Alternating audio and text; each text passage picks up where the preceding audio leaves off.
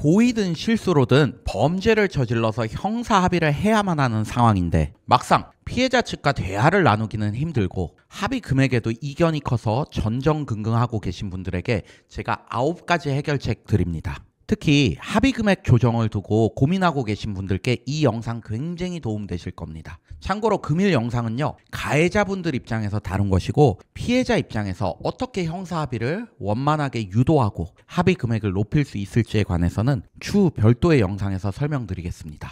자, 첫 번째 팁, 자신의 직업과 재산 상태를 가급적 피해자에게 노출시키지 마십시오. 많은 분들이 아무 생각 없이 피해자 측에 명함을 전달하기도 하고요. 혹은 자기가 믿을 만한 사람이라는 사실을 어필하기 위해서 직업과 재산 상태를 공개하는 경우가 있는데 이건 사실 형사합의에서 굉장히 독이 되는 행동들입니다. 피해자 입장에서는요, 가해자가 공무원이거나요, 회사원이라는 사실을 알게 되면 이 범죄 사실이 직장에서 알려지게 될 경우 벌금형이나 집행유예만 선고돼도 해고되거나 중징계를 받을 수 있다는 사실을 악용해가지고요, 합의금을 몇 천만 원, 3천만 원, 5천만 원 이렇게 높여서 부르는 경향이 많습니다. 그리고 가해자의 재산 상태가 안정적이라는 사실을 알게 될 경우에도요, 합의 금액을 확 높여서 부르겠죠. 때문에 전화번호 이외에 다른 불필요한 정보는 공개하지 않는 게 좋고요. 카톡, 인스타 같은 SNS에서도 제한적인 정보만 노출되도록 조치해 두시는 게 좋습니다.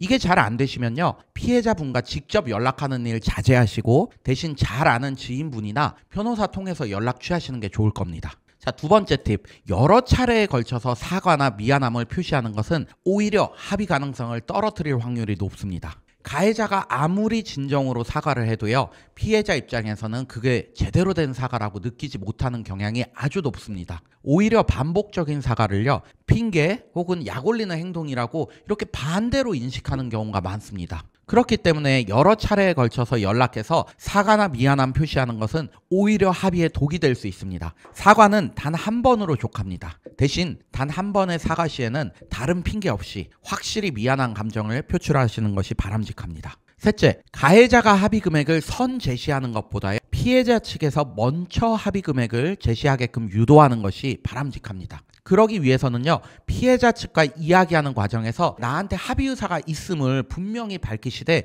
구체적인 액수를 말씀하시지 마십시오. 그렇게 되면 일정 시간이 지나잖아요. 그럼 피해자 측에서 먼저 연락이 와서 합의 의사가 있냐고 다시 물어볼 겁니다.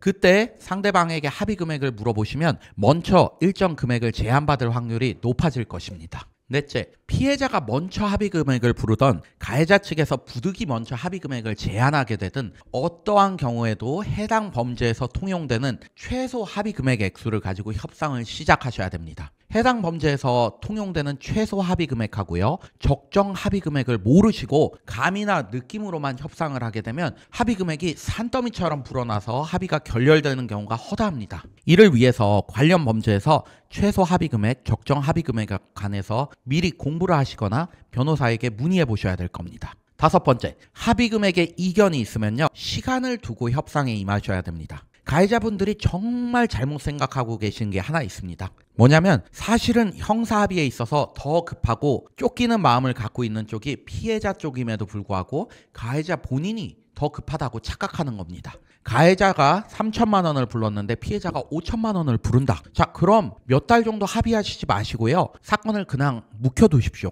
그 사이에 피해자 측에서는 무슨 생각을 할까요? 아마도 시간이 더 지나면 형사합의가 불발되거나 형사합의금을 아예 지급받지 못하게 되는 건 아닌지 불철주야 걱정에 빠지게 될 겁니다. 이 시점까지 기다리셔야 됩니다. 그 시점이 된 다음에 가해자분이 다시 피해자분에게 연락을 하셔가지고요, 경제적 사정이 많이 어려워서 도저히 내가 3천만 원 이상 준비할 수가 없다 이렇게 얘기하잖아요. 그러면 피해자분께서 기존에 주장하던 5천만 원 포기하고요, 3천만 원에 합의할 가능성 아주 높을 것입니다. 어차피 형사합의는 1심 판결 전까지만 하면 됩니다. 시간은 절대적으로 피해자가 아닌 가해자의 편으로 보시면 됩니다. 여섯째, 가급적 1심 판결 이전까지 형사합의가 완료되는 것이 바람직할 거예요. 하지만 경우에 따라서는요, 1심 판결 이후까지 형사합의 시점을 미뤄야 되는 때도 있습니다. 대표적인 케이스가 합의 금액에 관해서 가해자 측과 피해자 측의 이견이 아주 큰 경우입니다. 이런 경우에 합의 금액 차이로 합의를 못하게 되면 어떻게 되나 걱정 많이 하실 텐데, 근데 교통사고와 같은 과실범죄나요, 고의범죄라고 하더라도 가해자하고 피해자가 평소 잘 알고 있는 사건들에서는요, 1심 판결 선고 전까지 합의를 하지 못해도 판사님께요, 만약 1심에서 유죄가 나오면 2심에서 반드시 합의를 할 예정이므로 법정 구속은 좀 피하게 해달라, 이렇게 주장하잖아요. 그러면 꽤 많은 경우에 법정 구속을 피하게 해줍니다. 그렇기 때문에 합의 금액에 관해서 이견이 너무 큰 경우에는요, 2심까지도 간다고 생각하고 사건에 임하시는 것도 하나의 방법입니다. 사건이 2심까지 가잖아요. 피해자 측에서는 정말 합의가 되지 않는 경우를 염두해서 애간장이 탈 거예요. 그래서 꽤 낮은 금액에 합의가 성립될 가능성이 대폭 높아질 것입니다. 자, 7번째, 형사합의가 안 돼도 공탁이라는 제도가 있으니까 너무 급하게 생각하실 필요 없습니다. 가끔씩 말도 안 되는 형사합의금을 부르시는 피해자분들 계십니다. 이분들 중에 일부는 아무리 시간이 흘러도요, 반드시 그 금액 다 받아야만 형사합의 하겠다라는 분들도 계십니다. 이럴 때는 부득이 형사공탁을 해야 되는데 딱 집행유예를 받을 정도로만 공탁을 하시면 됩니다. 다만 일반인 분들 입장에서 집행유예 경계선의 공탁 금액을 알기 어려운 측면이 있잖아요. 그래서 이 부분은 꼭 변호사들하고 상의해 보시고 금액을 설정하시기 바랍니다. 그 8번째, 아주 중요한 사항입니다. 피해자 측에 변호사가 선임돼 있더라도 합의 의사하고요, 합의 금액을 제시할 때는 꼭 피해자 본인에게도 알리십시오. 왜냐? 피해자하고요, 피해자의 변호사 사이에 니즈가 다른 경우가 아주 빈번하기 때문입니다. 일단 여러분들이 피해자 측 변호사에게 합의 의사와 합의 금액 제시했는데 해당 변호사가 피해자 본인한테 그 사실을 이야기해주지 않는 경우가 많습니다.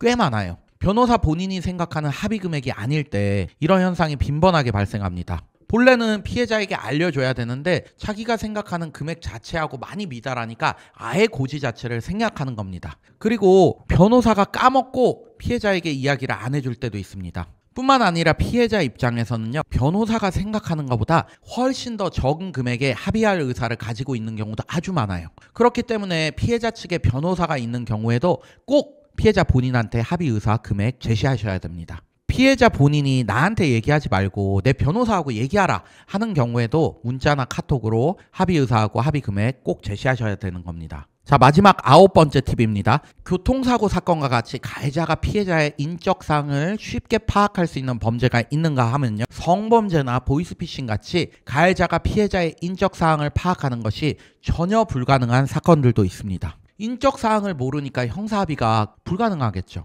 이런 사건에서는요, 피해자의 인적사항을 확인할 수 있는 변호사 도움 없이는 형사합의가 거의 불가능할 것입니다. 문제는 이런 사건들에서 가해자분들이 형사재판 제일 마지막 단계에 이르러서야 합의를 위해서 부득이 변호사를 선임하고 있는데, 좀 더 일찍 선임하였다면 수사 초기부터 무죄 여부 다투는 데 있어서 꽤 많은 조력을 받았을 텐데 그거 다 놓치고 가는 것이 너무 아쉽습니다. 우리가 마트에서 2만 원 내고 수박을 한 통 사는데 수박 반 통만 받아올 이유는 없잖아요. 변호사 비용은 선임 시기에 따라서 거의 차이가 없습니다. 해서 형사합의 시에 반드시 변호사가 필요한 사건들에서는 초기부터 좀 선임을 해서 많은 도움을 받아가셔야 됩니다. 오늘은 이렇게 형사합의 요령을 살펴봤는데 도움 되셨다 그러면 구독과 좋아요 한 번씩 부탁드립니다.